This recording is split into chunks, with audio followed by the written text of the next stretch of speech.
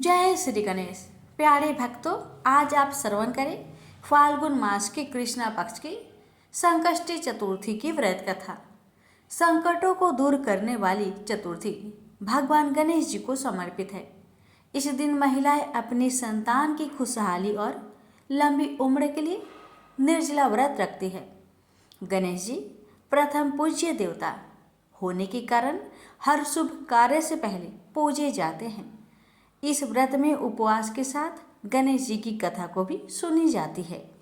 तो प्यारे भक्तों, आइए अपने जीवन की मंगल कामना को करते हुए इस पावन कथा का रसपान करते हैं। आप सभी भक्तों से हमारी निवेदन है कि इस कथा को गणेश भक्तों के पास शेयर अवश्य करें। भगवान आप सभी भक्तों की हर मनोकामना को पूर्ण करें। एक समय की बात है, पूर्व काल में एक धर्मनिष्ठ राजा का राज था। वहाँ राजा अत्यंत आदर्श और धर्मात्मा था। उनके राज्य में एक अत्यंत सज्जन और धर्मनिष्ठ ब्राह्मण हुआ करते थे, जिनका नाम था विष्णु शर्मा। विष्णु शर्मा का रहन सहन अत्यंत सामान्य था। उनके 7 पुत्र थे और सभी पुत्र अलग अलग रहा करते थे।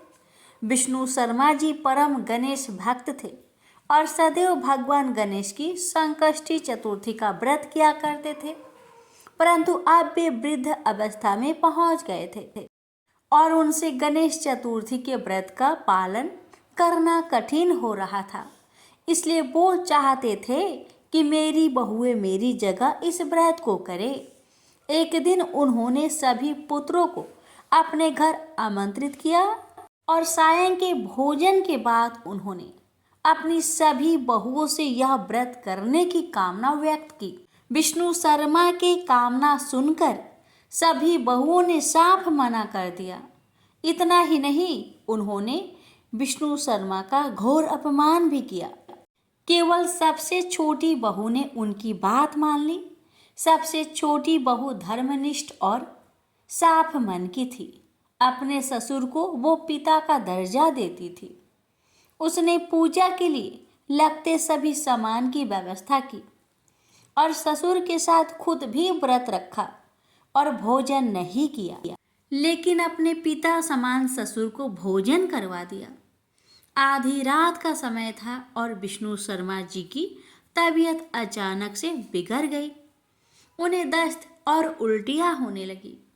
छोटी बहू ने अपना कर्तव्य निभाते हुए मल मूत्र से खराब हुए ससुर जी के कपड़े साफ किए और उनके शरीर को धोया और स्वच्छ किया। वो पूरी रात बिना कुछ खाए पिए ससुर जी की सेवा में जागती रही। व्रत के दौरान चंद्र उदय होने पर उसने स्नान किया और पूर्ण श्रद्धा भाव से श्री गणेश जी का पूजन और पाठ भी किया। उसने विधिवत पारण किया और इन कठिन परिस्थिति में भी खुद का धैर्य नहीं खोया।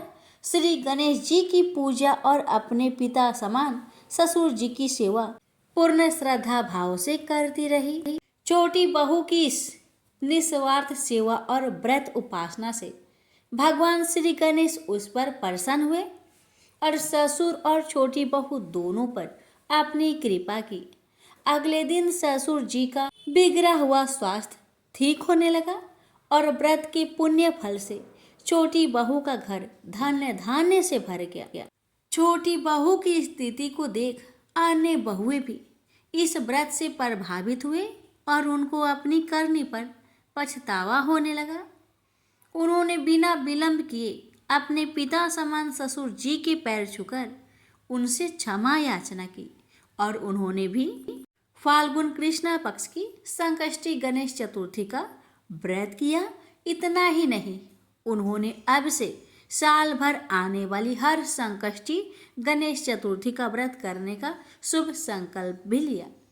भगवान श्री गणेश जी की असीम कृपा से सभी का स्वभाव सुधर गया। प्रेम से बोलिए गणेश भगवान जी की जय। पौराणिक कथा के अनुसार एक बार नारद जी सत्यलोक में गए थे। वहां उन्होंने ब्रह्मा जी से पूछा कि प्रभु, सबसे सरल उपासना किस देवता की है? ब्रह्मा जी बोले, देव ऋषि, ऐसा ही प्रश्न एक बार पार्वती ने भगवान शंकर से किया था। तब शिव जी बोले कि श्री गणेश जी की उपासना ही सर्व सुलभ है और समस्त अभिष्टों को देने वाली है। पार्वती इतने उत्तर से संतुष्ट नहीं हुई, इसलिए उन्होंने पूछा कि यह उपासना करके किस किस को सहज में ही अभिष्ट सिद्धि हो गई, सो बताए प्रभु। शिव जी बोले कि हे प्रिय, द्वापर युग में सुदामा नामक एक अति दरिद्र सदाचारी एवं विद्वान ब्राह्मण था। वह आर्थिक संकट से बहुत ही दुखी रहता था। एक दिन उसकी पत्नी ने उससे निवेदन किया कि प्राणनाथ, आप व्यर्थ ही इतना कष्ट क्यों उठा रहे हो? भगवान त्रिलोकीनाथ आपके बाल सखा है, आप उनके पास जाइए, आपकी दरिद्रता अवश्य ही दूर कर देंगे, मुझे ऐसा विश्वास है। यद्यपि सुदामा अपने मित्र से कुछ मांगना नहीं चाहता था, तथापि उसे पत्नी की अत्यधिक आग्रह के कारण जाना ही पड़ा। पत्नी ने थोड़े से टंडुल मैले चिथड़े में बांधकर उपहार के स्वरूप में दे दिए। बेचारा सुदामा मार्ग पार करते हुए किसी प्रकार द्वारिकापुरी पहुंचा, किंतु राजभवन के द्वारपालों ने उसे भीतर नहीं जाने दिया। सुदामा ने अपनी मित्रता की बात बताई तो वह हंसने लगे, किंतु बहुत आग्रह करने पर उन्हें दया आ गई। एक द्वारपाल ने द्वारिकाधीश से जाकर कहा, प्रभु, कोई सुदामा नाम का दरिद्र ब्राह्मण द्वार पर खड़ा है, जो कि वह स्वयं अपने आप को आपका बाल सखा बताता है और आपसे मिलना चाहता है। सुदामा का नाम सुनते ही भगवान दौड़े आए और सुदामा से गले मिलकर उसे भीतर ले गए। सभी आबाक देखते रह गए। राजभवन में सुदामा का बड़ा भव्य स्वागत हुआ। दोनों मित्र बड़े प्रेम से पुरानी बातें कर रहे थे। तभी उन्होंने सुदामा के हाथ की पोटली देख ली। सुदामा उसे छिपाने लगा तो भगवान ने उसे झटपट खोला और कुछ चावल खाकर बोले कि यह तो बड़े स्वादिष्ट मित्र, ऐसे अमृतम पदार्थ को मुझसे छिपाते हो? शायद भाभी ने भेजे हैं, लगता है अब भी तुम्हारी आदत गई नहीं है। फिर दोनों ओर से कुशल प्रश्न हुआ। सुदामा ने सर्व कुशल बताते हुए अपनी दरिद्रता की बात कही, जिसे सुनकर श्री कृष्ण ने पूछा कि मित्र, तुम गणेश्वर की पूजा करते हो क्या? यदि उन प्रभु को प्रसन्न कर लो तो सभी कामनाएं पूर्ण हो जाएगी। सुदामा ने पूछा कि यह गणेश्वर कौन है, इनकी पूजा का विधान क्या है? तब भगवान बोले कि गणेश्वर उन परम ब्रह्मा परमात्मा का ही नाम है, जो अनादि अनंत सर्वस्वर एवं परम पूजनीय है। ब्रह्मा विष्णु और शिव भी उन्हीं के अनुशासन पर रहकर सृष्टि की रचना, पालन और लय करते हैं। वे ही प्रभु एकमात्र उपासनीय एवं सर्व कामदाता है। समस्त देवता, ऋषि मुनि एवं वेदज्ञ ब्राह्मण उन्हीं गणेश जी की उपासना में सदैव लगे रहते हैं। तुम भी उन्हीं का पूजन और व्रत करो। सुदामा ने पूछा कि गणेश जी का व्रत कब करना चाहिए, उनके ध्यान, पूजन, वृंदांत को कैसे किया जाता है, ये भी कहिए। कृष्ण बोले कि हे सखा, तुम इनका व्रत किसी भी मास की चतुर्थी में कर सकते हो, अथवा बैसाखी पूर्णिमा, कार्तिकी पूर्णिमा या अन्य किसी पुण्य अवसर पर करो। यदि मंगल, शुक्र या रविवार के दिन करो तो भी शुभ है। प्रातःकाल स्नान आदि से निवृत्त होकर व्रत का संकल्प लेना चाहिए। फिर तिल और आंवले के चूर्ण का उपटन लगाकर पुनः स्नान करें। एक स्नान प्रदोष काल में और भी कर ले तो अति उत्तम माना जाता है। स्नान के पश्चात स्वास्तिक वाचन, पुण्य वाचन एवं नव ग्रहों का पूजन करें।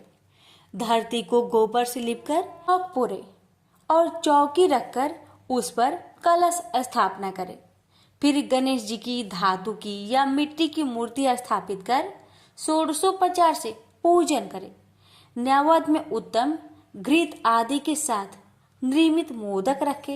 यदि यह संभव ना हो तो समस्त उपचार मानसिक भी हो सकते हैं। हे मित्र, भावना सर्वोपरि है, इसलिए पूजन में भक्ति भाव भी विशेष फलदायक होता है। यदि श्रद्धा हो तो पूजन कार्य संपन्न होने पर ब्राह्मणों को भोजन कराए और यथाशक्ति दक्षिणा दे। सबके अंत में अपने परिवारजनों एवं पत्नी पुत्र आदि के साथ बैठकर स्वयं भोजन करे। यह व्रत का विधान तुम्हें मैंने बता दिया है। मामा ने पूछा कि इस व्रत को पहले किसने किया था? तब श्री कृष्ण ने इसके उत्तर में कहा कि एक बार प्रलय के पश्चात सृष्टि की उत्पत्ति होनी थी, परंतु ब्रह्मा जी को अनेक विघ्नों का सामना करना पड़ा। तब ब्रह्मा जी ने गणपति का ही पूजन किया और उनसे शक्ति प्राप्त करके सृष्टि रचना का कार्य संपन्न किया। हे सखा, मुझे भी दुष्ट दलन करके धर्म संस्थापनार्थ अवतार लेने की शक्ति उन्हीं गणाधीश्वर से प्राप्त हुई है। मैं तो प्रति शुक्रवार में गणेश जी का व्रत किया करता हूँ। यह सुनकर सुदामा बड़ा प्रसन्न हुआ और उसने यथाचित वृत्ति से प्राप्त होने वाले द्रव्य से वही गणेश जी का पूजन संकल्प किया और श्री कृष्ण का परामर्श से उन्हीं के साथ आराधन कर प्रसाद ग्रहण किया। फिर उसने भगवान से घर जाने की अनुमति मांगी। जब सुदामा जाने लगा तब श्री कृष्ण उसे बहुत दूर तक पहुंचाने गए। फिर सुदामा के आग्रह से अपने भवन लौट आए। उधर सुदामा अपने घर को शीघ्रता से चल पड़ा। तभी मार्ग में मणि नामक एक धनी व्यापारी से उसकी भेंट हुई। रात्रि में सुदामा जहाँ ठहरा था वही व्यापारी भी आ ठहरा, किंतु जब वह प्रगाढ़ निद्रा में था तब चोरों ने उसका सारा धन चुरा लिया। जब उसकी आँख खुली तब उसने संकल्प किया कि यदि गया हुआ धन मिल जाए तो उसका आधा भाग ब्राह्मण को दान कर देगा। उसने ऐसा निश्चय किया ही था कि उसे एक संदूक कुछ ही दूर पर पड़ा दिखाई दिया। दौड़कर उसने संदूक उठाया तो उसे रत्न आदि से भरा पाया। उसने प्रसन्न होकर संदूक का आधा धन सुदामा को दान कर दिया। सुदामा को बड़ी प्रसन्नता हुई और उसने उस धनिक के साथ गणाध्यक्ष का वही पूजन किया। संध्या काल में जब पूजन कार्य संपन्न हो गया तब सुदामा को भगवान गणेश्वर के साक्षात दर्शन हुए। सुदामा ने भक्ति पूर्वक उनके चरण पकड़ लिए और स्तवन करने लगा। उसने प्रभु से निवेदन किया कि हे दयानिधे, हे सत्य स्वरूप परात्पर ब्रह्मा, आप परम दयालु और भक्त वत्सल है। हे नाथ, आपकी महिमा अपरंपार है, जिसे ब्रह्मा विष्णु और शिव भी नहीं जान पाते, तो मेरे जैसे तुच्छ जीव का तो कहना ही क्या है। हे प्रभु, आप सर्वशक्तिमान की स्तुति के लिए सार्थक शब्दों का भी तो मुझे ज्ञान नहीं है। हे दीनबंधु, मुझ पर दया कीजिए। आपको बारंबार नमस्कार है, नमस्कार है। गणेश जी ने प्रसन्न होकर सुदामा के मस्तक पर अपना वरद हस्त फेरते हुए कहा कि हे वृषश्रेष्ठ, वर मांगो, मैं तुम पर बहुत प्रसन्न हूँ। सुदामा ने हाथ जोड़कर कहा, करुणा सिंधु, जब आप सर्व ऐश्वर्यमय की मुझ पर पूर्ण कृपा है तो फिर क्या मांगू।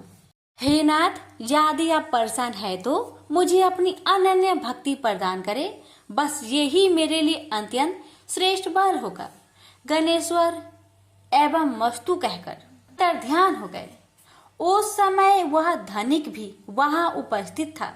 उसने सुदामा से गणेश जी की पूजन और महात्म्य संबंधी कुछ बातें पूछी और फिर उसने स्वयं भी श्री गजानन का व्रत करने का संकल्प किया। सुदामा पर भगवान गणाध्यक्ष की बड़ी महती कृपा हुई। मामा वहां से चलकर अपने घर पहुंचा तो यह देखकर अत्यंत विस्मय करने लगा, वहां कहीं भी उसकी पर्ण कोटि नहीं है। वरण एवं वैभवशाली भवन खड़ा है जो वहां कभी नहीं था। सुदामा सोचने लगा कि यह क्या हुआ, क्या किसी ने मेरी कुटी तुड़वाकर अपना महल बनवा लिया है, और यदि ऐसा है तो मेरी पत्नी कहाँ गई। सुदामा इस प्रकार चिंता में पड़ा था, तभी उसकी पत्नी ने भवन के भीतर से उसे देख लिया और सेवकों को उसे बुला लाने की आज्ञा दी। जब सुदामा भीतर गया तो उसकी पत्नी ने कहा कि हे नाथ, रात में मैं अपनी पूर्ण कोठी में सोई हुई थी और प्रातः आँख खोलने पर अपने को इस राजसी भवन में पाया। मुझे आश्चर्य है कि यह सब क्या हो गया। इतने दास दासी भी न जाने कहाँ से आ गए हैं। तब सुदामा ने भगवान गणेश जी के प्रसन्न होने का समस्त वृत्तांत अधोपांत सुना दिया।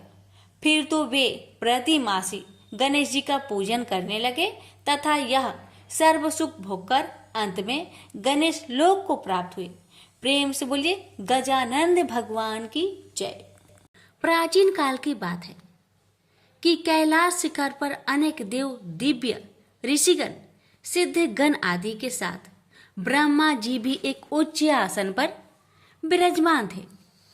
वहीं पर एक अन्य आसन पर भगवान शंकर भी जगत जननी उमा सहित शोभ्यमान थे। उनके निकट ही गणपति और कुमार कार्तिकेय दोनों ही अन्य बालकों के साथ कीड़ा में मग्न थे। शिव जी के हाथ में एक दिव्य फल था। वे सोच रहे थे कि इसे किसे दिया जाए। पार्वती जी से पूछा तो वे कभी कहती कि गणेश को दे दीजिए और कभी कहती कुमार को देना उचित होगा। जब वे कुछ निश्चयात्मक उत्तर ना दे पाई तो शिव जी ने उसे बाद में विचार करने के उद्देश्य से अपने पास रख लिया। अब दोनों बालक गणेश और कुमार उस फल की मांग करने लगे। जब उनका अधिक आग्रह बढ़ा तब शिव जी ने ब्रह्मा जी से पूछा, ब्राह्मण, यह अपूर्व फल देवर्षि नारद जी दे गए थे, इसे यह दोनों बालक मांग रहे हैं। फल एक ही है और आधा फल कोई लेना नहीं चाहता।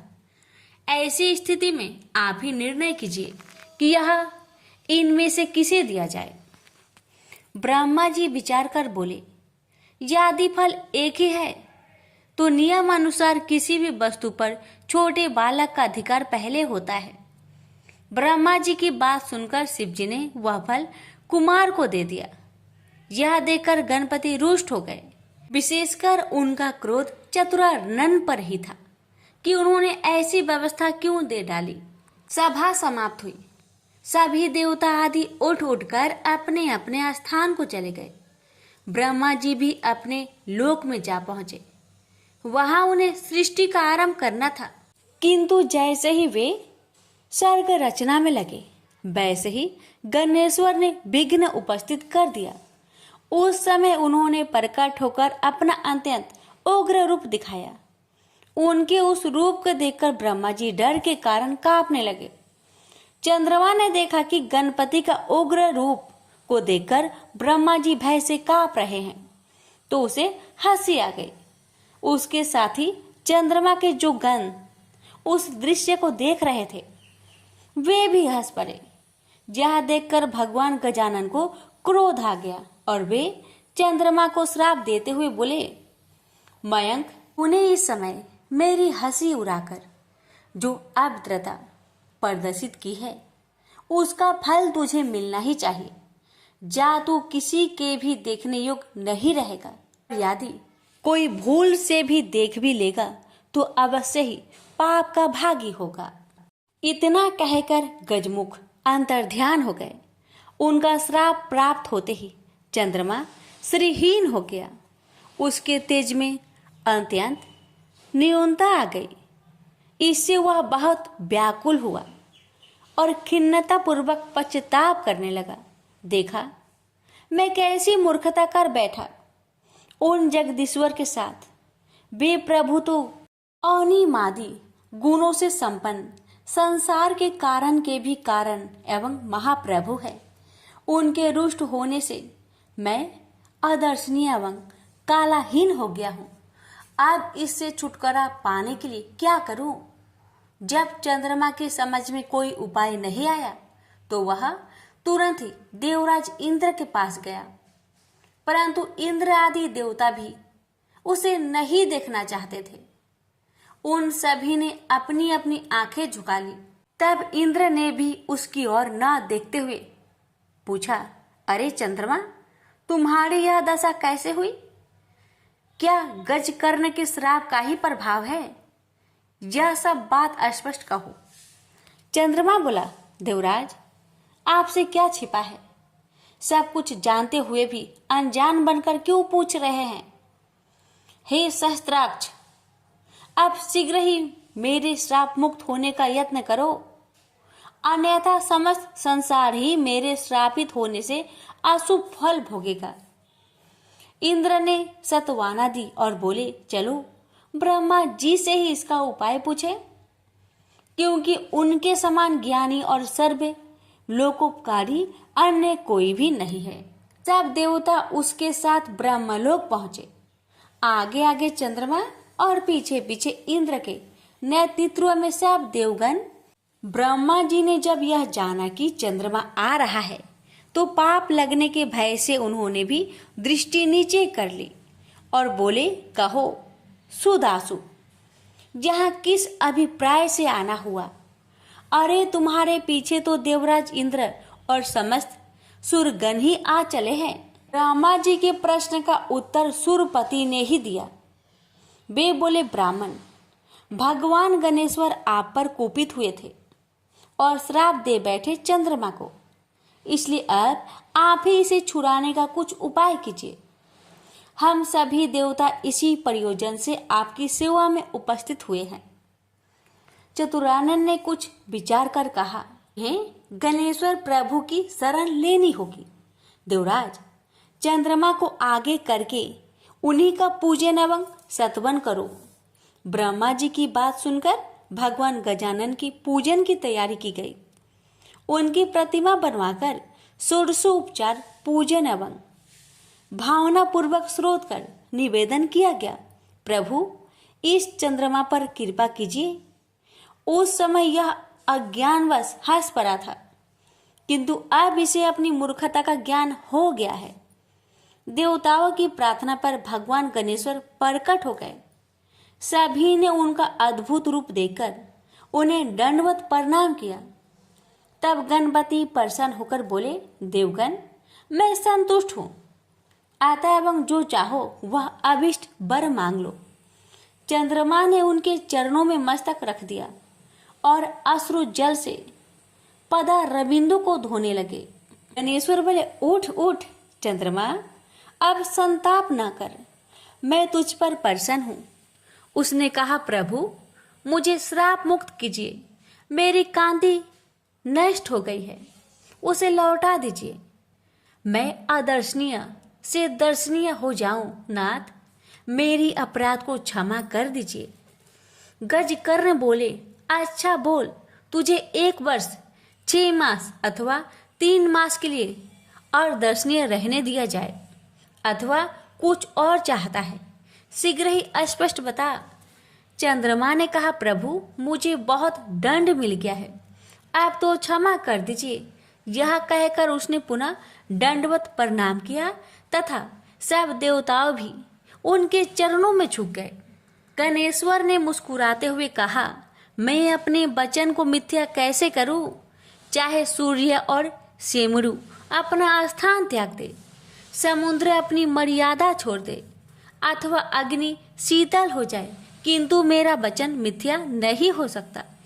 फिर भी मैं तुझे वर्ष में 1 ही दिन के लिए श्रापित रखूंगा, इसमें कोई संदेह नहीं है।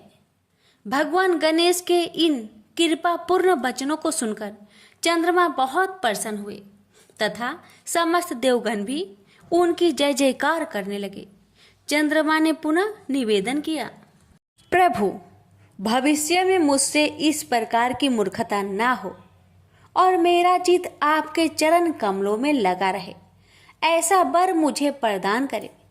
गणेश्वर ने प्रसन्न होकर कहा, ऐसा ही होगा, परंतु मेरे एकाक्षरी मंत्र गंग का जप करते रहना। यह कहकर भगवान अंतर्ध्यान हो गए और तब समस्त देवता स्वर्ग लोक को गए और चंद्रमा भी अपने लोक में चला गया। चंद्रमा ने 12 वर्ष तक तपस्या चाड़े की और गणेश्वर की एकाक्षरी मंत्र का निरंतर जाप करता रहा। पवित्र नदी गंगा के तट पर भक्ति पूर्वक एकाग्र मन से उसका यह तप चलता रहा। तभी सहसा एक दिन वह परम प्रभु चंद्रमा के समक्ष प्रकट हो गए। इस समय उनकी रूप छटा देखकर निशापति अवाक रह गया। उसके चित्त में आश्चर्य मिश्रित भय व्याप्त हो गया, किंतु शीघ्र ही उसे निश्चय हो गया कि वह साक्षात आदिदेव भगवान गजानन ही है। तो वह हाथ जोड़कर प्रणाम करता हुआ उनकी स्तुति करने लगा। मैं उन दो दांतों से युक्त परमेश्वर को नमस्कार करता हूँ, जो अपने भक्तों के सभी विघ्नों का हरण करते तथा सभी के धर्म, अर्थ और काम को प्रशस्त करते हैं। उन विघ्न विनाशक परमात्मा गजानन को नमस्कार है। हे प्रभु, मैंने अज्ञानता बस जो अपराध किया था उसे क्षमा करके मुझे मेरा पूर्व रूप प्रदान कीजिए। हे नाथ, आप ही मुझे मेरा यह रूप प्रदान कर सकते हैं। हे दया निधान, आप सभी देवताओं के आधीश्वर, नित्य बोध स्वरूप एवं सत्य हैं। समस्त वेद आपके ही स्वरूप है तथा आपके द्वारा ही उनका प्रतिपादन हुआ है। हे देव, यह जगत आपका ही स्वरूप है तथा आप ही साक्षात परम ब्रह्मा है। हे कृपा निधान, विश्व की उत्पत्ति, पालन और प्रलय के भी आप ही एकमात्र कारण है। आपका तिरस्कार कोई नहीं कर सकता। भगवान गजकर्ण ने चंद्रमा की ओर कृपा पूर्ण दृष्टि से देखा और मधुर मुस्कान बिखेरते हुए बोले, चंद्रमा, यह तो मैं पहले ही कह चुका था कि तुम प्रत्येक वर्ष केवल एक दिन के लिए ही अदर्शनीय रहोगे। उस दिन तुम्हें जो कोई भी जाने अनजाने देख लेगा वही बस अभिशाप का भागी बनेगा। इस प्रकार तुम्हारी निष्ठेषता को ऐसे ही लोग बांट लेंगे।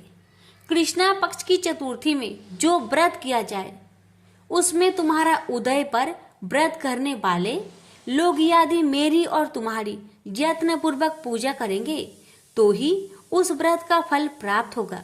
उस दिन तुम्हारा दर्शन अवश्य करना चाहिए, अन्यथा व्रत का फल नहीं होगा। चंद्रदेव, तुम अब भविष्य में अपने एक अंश से मेरी मस्तक में विराजमान हो जाओ। इससे मुझे तो प्रसन्नता होगी ही, तुम्हारी भी शोभा होगी। प्रत्येक मास के शुक्ला पक्ष की तृतीया में तुम्हारा दर्शन का बड़ा महत्व रहेगा तथा उस दिन अधिकांश स्त्री पुरुष तुम्हारे दर्शन का पुण्य लाभ प्राप्त करते हुए तुम्हें नमस्कार क्या करेंगे। मैं वर देता हूँ कि अब तुम पूर्वतः तेजस्वी, सुंदर एवं वंदनीय हो जाओ। शौनक इस प्रकार वर देकर भगवान गजानन अंतर ध्यान हो गए। प्रेम से बोलिए गणेश भगवान की जय। एक समय की बात है, एक भाई बहन रहते थे। बहन का नियम था कि वह अपने भाई का चेहरा देखे ही खाना खाती थी। हर रोज वह सुबह उठती थी और जल्दी जल्दी सारा काम करके अपने भाई का मुंह देखने के लिए उसके घर जाती थी। एक दिन रास्ते में एक पीपल के नीचे गणेश जी की मूर्ति रखी थी।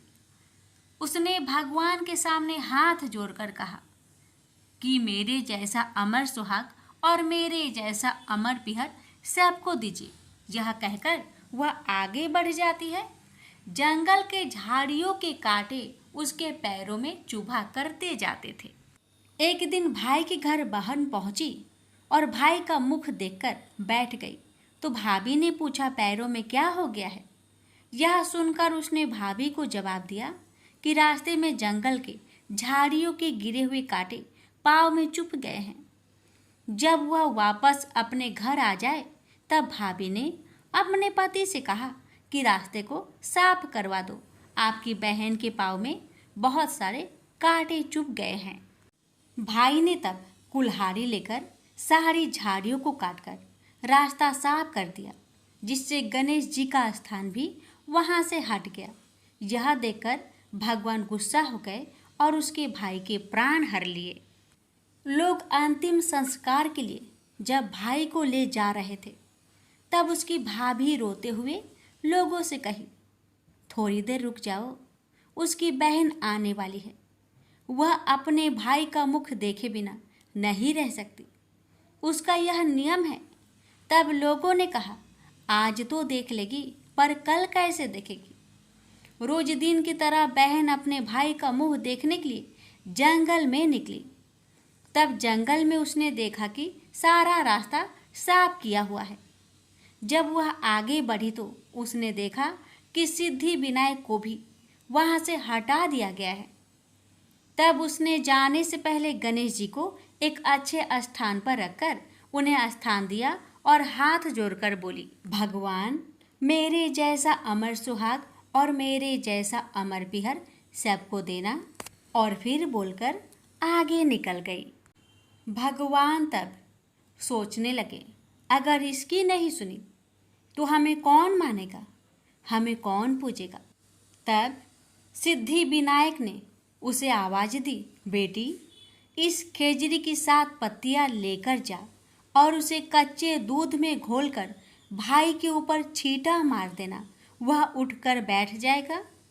यह सुनकर जब बहन पीछे मुड़ी तो वहां कोई नहीं था। फिर वह यह सोचने लगी कि ठीक है, जैसा सुना वैसा कर लेती हूँ। फिर वह 7 खेजड़ी की पत्तियां लेकर अपने भाई के घर पहुंची। उसने देखा वहां कई लोग बैठे हुए हैं, भाभी बैठी रो रही है और भाई की लाश रखी है। तब उसने उस 7 पत्तियों को बताए हुए नियम के तहत भाई के ऊपर इस्तेमाल किया। तब भाई उठकर बैठ गया। भाई बोला बहन से, बोला मुझे बहुत ही गहरी नींद आ गई थी। तब बहन बोली, यह नींद किसी दुश्मन को भी ना आए, और उसने सारी बात अपने भाई को बता दी। तो मान्यता के अनुसार ये है गणेश जी की चमत्कारी कथा। प्रेम से बोलिए गणेश भगवान जी की जय हो।